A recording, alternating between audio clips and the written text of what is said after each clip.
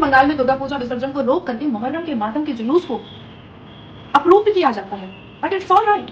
पश्चिम बंगाल में एक इस बार 2024 में दुर्गा पूजा की एक प्रतिमा बनी 142 फुट की, जिसको हमारे मुख्यमंत्री ने कहा कि वो प्रोटेक्शन नहीं दे पाए। फिर घुसपैठियों को प्रोटेक्शन कैसे मिल रहा है? जब दुर्गा माँ की प्रतिमा को प्रोटेक्शन इस यहाँ की सरकार नहीं दे पा रही तो घुसपैठियों को प्रोटेक्शन कैसे मिलता है? बट इट्स ऑल राइट, ठीक है, it's all right. Demography change कुछ ऐसी होती हुई दिखाई दे रही है कि आने वाले साल 2 साल में शायद तिलक लगाना मुश्किल होता है, शायद कलावा पहनना, रुद्राक्ष पहन चुकी हूँ, कलावा पहनना मुश्किल हो जाएगा, शायद मंदिर जाना भी मुश्किल होगा पश्चिम बंगाल में, शायद धोती पहनना भी मुश्किल हो जाएगा, शायद मंदिरों के पास जो 100 मीटर तक भजन कीर्तन की आवाज अभी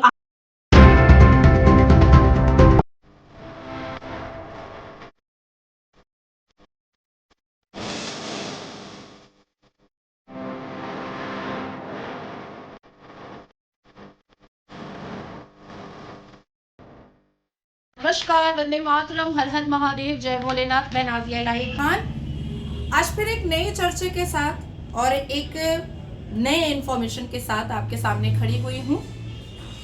आज खैला होबे पर बात करेंगे। एक बहुत मशहूर स्लोगन, एक चर्चित स्लोगन, एक ऐसा स्लोगन जिस पर लोगों ने सोचा कि शायद किसी विरोधी को, शायद किसी दुश्मन को, शायद किसी गलत लोगों को मजा चखाने के लिए ये स्लोगन हमारे राज्य की, पश्चिम बंगाल की ममता बनर्जी ने दिया, खैला होबे, जिसका समर्थन देश विदेश के कई लोगों ने किया था और खैला होबे को एक चर्चित स्लोगन बनाया गया।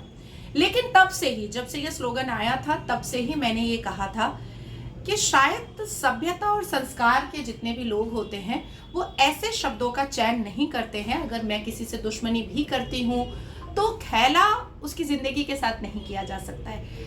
अगर हम सही से आइडेंटिफाइड करें तो खैला होबे जो है एक बंगाली भाषा है, लेकिन इसका अर्थ निकलता है खेलना, खेल होगा अब। तो खेल तो जिन्ना ने भी किया। पिछले 4-5 सालों से कंटिन्यूअसली मैं बांग्लादेशी रोहिंग्या घुसपैठियों के खिलाफ बात कर रही हूँ, आवाज उठा रही हूँ। मैंने कई बार इस बात का प्रमाण भी दिया है और कलकत्ता हाई कोर्ट में मैंने कई याचिका भी दायर की है कि पश्चिम बंगाल में बांग्लादेशी और रोहिंग्या घुसपैठियों का भंडार है। हम काउंट नहीं कर सकते। शायद हमारे बगल में बैठा है, शायद हमारे ऑफिस में काम कर रहा है, शायद जो स्विगी वाला खाना लेकर के हमारा आता है वो भी बांग्लादेशी घुसपैठिया हो सकता है, शायद हम जिससे किताबें खरीदते हैं वो भी बांग्लादेशी घुसपैठिया हो सकता है, शायद हमारे घर में जो काम वाली आ रही है मासी वो भी घुसपैठिया हो सकती है बांग्लादेशी।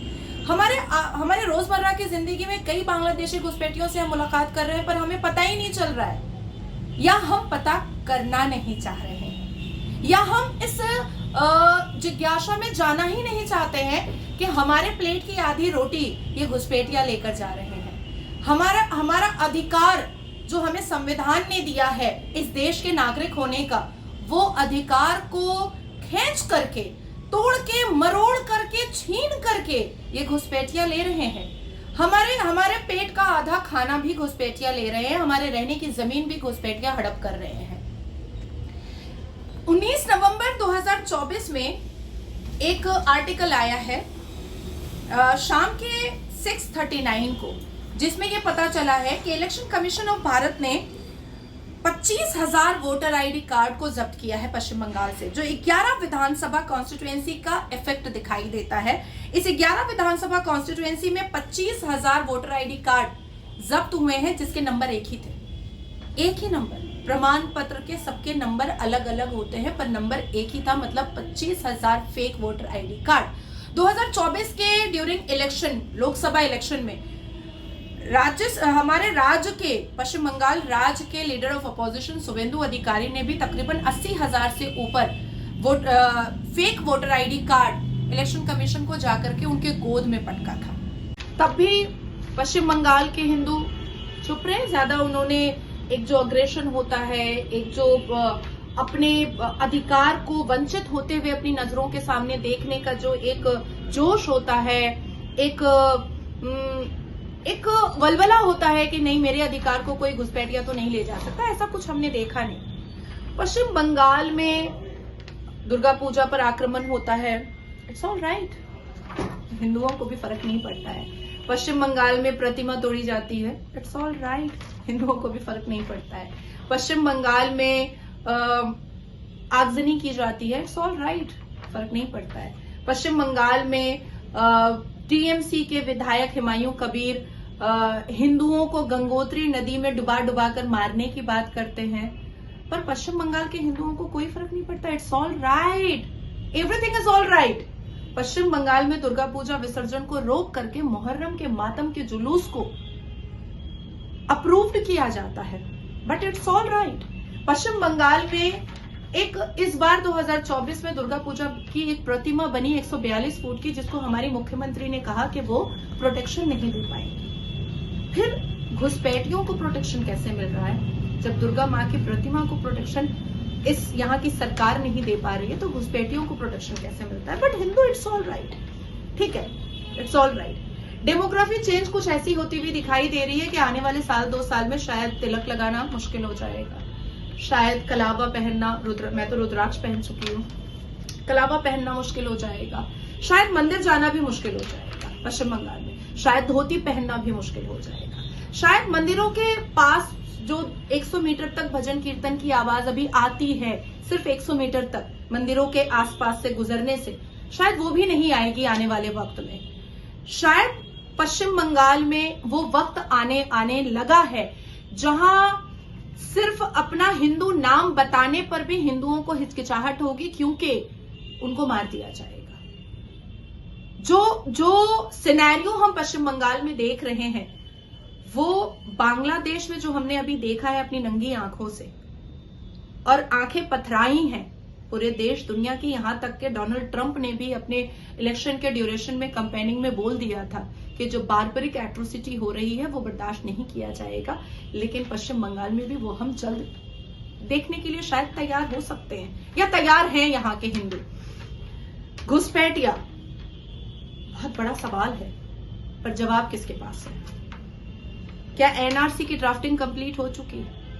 क्या एनआरसी की ड्राफ्टिंग अब हम पढ़ पाएंगे, या एनआरसी से सिर्फ हमारे देश के जो मुस्लिम समाज के ठेकेदार हैं वो सिर्फ लोगों को डराते रहेंगे, और शाहीन बाग का मुगलिया सल्तनत या पश्चिम बंगाल में जावेद अहमद खान के नेतृत्व में पाक सर्कस का मुगलिया सल्तनत और यलगार और फतह का मैदान यही चलता रहेगा? क्या एनआरसी से डरना और डराना ही चलता रहेगा, या सीएए की तरह इम्प्लीमेंट करके हमारे पेट की रोटी छीनने वाले, हमारा अधिकार छीनने वाले लोगों को कॉलर पकड़ करके इस देश से बाहर निकाला जाएगा? पश्चिम बंगाल को अगर बचाना है तो अब राष्ट्रपति शासन लगाना है, पश्चिम बंगाल को अगर बचाना है तो अब एनआरसी लाना है, पश्चिम बंगाल को अगर बचाना है तो अब सनातनियों को बाहर आना है, पश्चिम बंगाल को अगर बचाना है तो हिंदू को एकजुट होना है, पश्चिम बंगाल को अगर बचाना है तो हिंदुओं को अपने अस्तित्व को बचाना होगा, पश्चिम बंगाल को अगर बचाना है और इन घुसपैठियों के से बचाना है तो एकजुट होना होगा, एकजुट होना होगा। हर चीज पर खामोशी अच्छी नहीं होती, कभी नहीं होती। खामोशी रखने वाला बुज़दिल भी कहलाता है। खामोशी सिर्फ एलीट क्लास की पहचान नहीं होती है, खामोशी सिर्फ क्लासी फैमिली की पहचान नहीं होती है, खामोशी सिर्फ well educated high profile family की पहचान नहीं होती है, खामोशी बुज़दिलों की भी पहचान होती है। मैं बहुत उन्होंने तो गांधी का सामना कर दिया था, गांधी को एहसास दिला दिया था कि आप हिंदुओं का दर्द नहीं समझ रहे हैं, लेकिन हिंदुओं को मुसलमानों से डरने के लिए जरूर कह रहे हैं। तो क्या हम उनको अपना आइडियल नहीं मान सकते? क्या हम सावरकर के आइडियल पर नहीं चल सकते? क्या हम सरदार पटेल जी की आइडियोलॉजी को नहीं मानेंगे? क्या हम वीर भगत सिंह जी की आइडियोलॉजी को नहीं मानेंगे? क्या हम बिनोय बादल दिनेश की आइडियोलॉजी को नहीं मानेंगे? क्या हम स्वामी विवेकानंद जी की आइडियोलॉजी को नहीं मानेंगे? मानना होगा ना, क्योंकि अब पश्चिम बंगाल को बचाना होगा ना, क्योंकि अब पश्चिम बंगाल को घुसपैठियों के चंगुल से बचाना होगा ना, निकालना होगा ना। आज मैंने बहुत थोड़ी सी बातें घुसपैठियों के लिए इस मुद्दे पर रखी है, क्योंकि ये कल रात का ही शाम का ये स्टेटमेंट था, तो इसलिए मुझे लगा कि आप लोगों को बताना चाहिए कि बंगाल में क्या चल रहा है। हालिया में बेलडांगा में, मुर्शिदाबाद में कार्तिक पूजा में जो कम्युनल राइट क्रिएट किया गया और ब्लास्फेमी के एलिगेशन के नाम पर कितने ही संवैधानिक और राष्ट्रवादी लोगों की जुबान को खामोश कराने की कोशिश की जा रही है, कभी एफआईआर के द्वारा, कभी मॉब लिंचिंग के द्वारा, इन सब चीजों को दोबारा पश्चिम बंगाल को संवैधानिक तौर पर लेकर आने के लिए हमें जागना होगा, हमें नींद से उठना होगा, हमें अब चिल्लाना होगा, हमें अपनी आवाज आगे लेकर आनी होगी। तभी हम भारत के इस राज्य को, पश्चिम बंगाल को हम बचा पाएंगे। नहीं तो बांग्लादेश 2.0 हम अपनी आंखें पथरा कर देखेंगे। शायद कुछ लोग भाग जाएंगे अपनी जान बचाने के लिए, और कईयों की बहू बेटियां हिंदू होने की वजह से माले गनीमत समझ करके लूटी जाएंगी और बर्बाद की जाएंगी। इसलिए मुझे लगता है कि अब सबको उठने की जरूरत है, सबको जागने की जरूरत है और सबको चिल्लाने की जरूरत है। हम अगर बटेंगे नहीं तो हम कटेंगे नहीं। धन्यवाद। भारत माता की जय। जय जगन्नाथ। हर हर महादेव।